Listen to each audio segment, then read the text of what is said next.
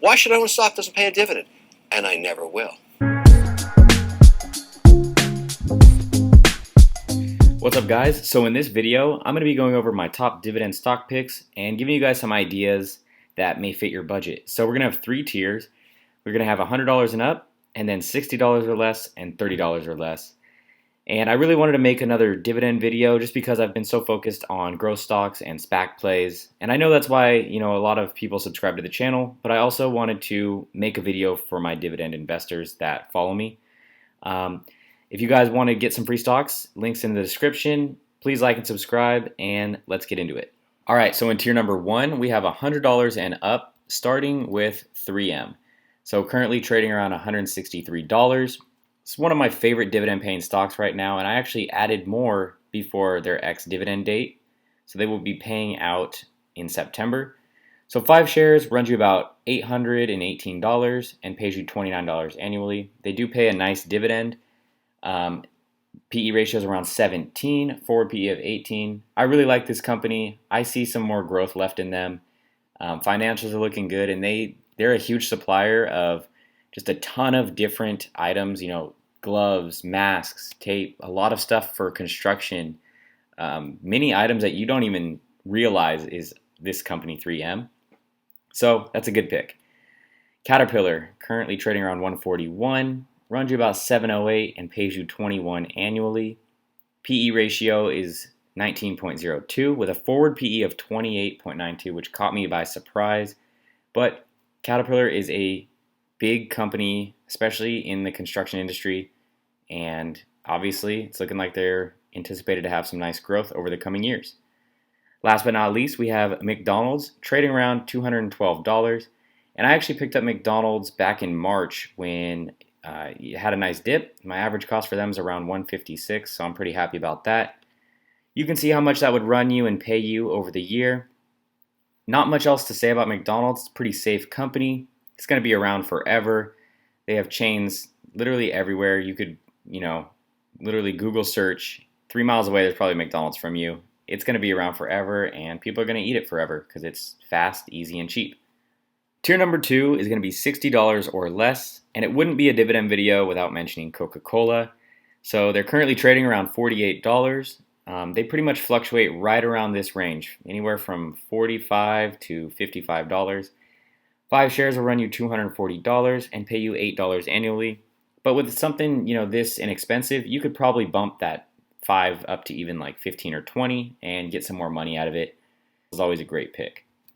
Next up, we have BNS, and I actually did make an entire video dedicated to Canadian bank stocks, so definitely check that out and pick one that fits your investing needs. I went with the one that paid the most dividends, just because with bank stocks, you're not really going to get a lot of returns, but I pretty much just wanted the dividend, and this one pays a nice dividend. As you can see, PE ratio and forward PE, you're not going to get much gains out of this one, but it's definitely solid, so check out that video. Last but not least, we have Verizon, and Verizon's currently right around $60, pays a decent dividend. I was a little surprised to see that the forward PE is lower than the current PE, given that 5G is coming up, and I assume Verizon would be a pretty big player in that. So we'll definitely see, but overall, Verizon's a safe play. Tier number 3 is going to be $30 or less, and we're going to start with AT&T, currently around $30. So 5 shares of this would run you $240 and pay you $8. But since it's only about $30, I'm sure we can all bump those shares up and get more out of this dividend. Their forward PE actually did surprise me. Like I said, with 5G coming out, I thought AT&T's forward PE would be a little bit higher. Nonetheless, they are undervalued right now, so I am starting to load up, and I almost have my average cost to $29. Next up, we do have Store Capital, currently trading around $27 with a PE and forward PE of 17 and 14. Fun fact, Warren Buffett is actually invested in this, and I believe he has around 9% of Store in his portfolio. So that makes me feel really comfortable. Last but not least, we have ONEOK. And ONEOK actually pays a really nice dividend. Just 5 shares of this would earn you $19 annually. Their forward PE is a little bit less than I expected, but with these 3 stocks here, I'm not really looking for growth. I'm just looking for a nice passive income. So if you were to go and buy all of the companies that I just mentioned and buy 5 shares of each, it would run you around $3,700 and generate you around $145 of passive annual income. And over here on the side, you guys can see the different statistics on this website called Simply Safe Dividends. But the main one we're looking at is the safety score, because these companies are not obligated to pay you these dividends, but the safety score will kind of ensure you that you're going to get paid. And the lower the score, the more likely it is that they cut their dividend or just not pay you at all. So definitely keep an eye out for that. I think this would be a really nice start if you're just getting into creating your dividend portfolio. Here are some more great dividend stocks that I also own. We have Qualcomm, Johnson & Johnson, Altria Group, Pembina Pipeline, Duke Energy, Realty Income, Main Street Capital, and the SPHD High Dividend Paying ETF.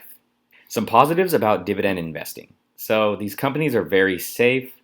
Some have some growth left. They do pay you for holding them. Just by being an investor, you're getting paid. Passive income is awesome. You're getting paid to do nothing. You don't really need to check these stocks daily, so that's nice, just taking that off your plate. You're letting your money work for you.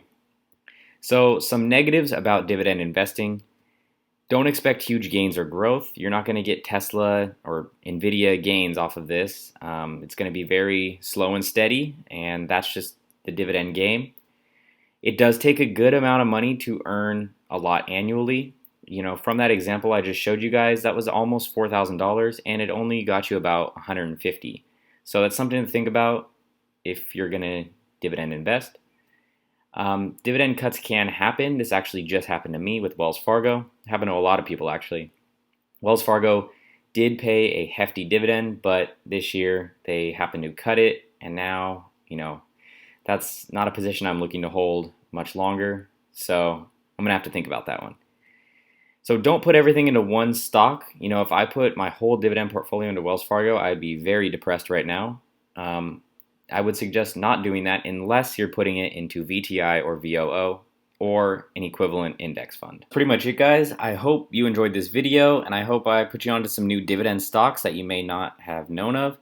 I know these videos aren't the most popular, but I do enjoy making them, so if you don't mind dropping a like and subscribing. Also, get your free stocks in the description, and have a good one.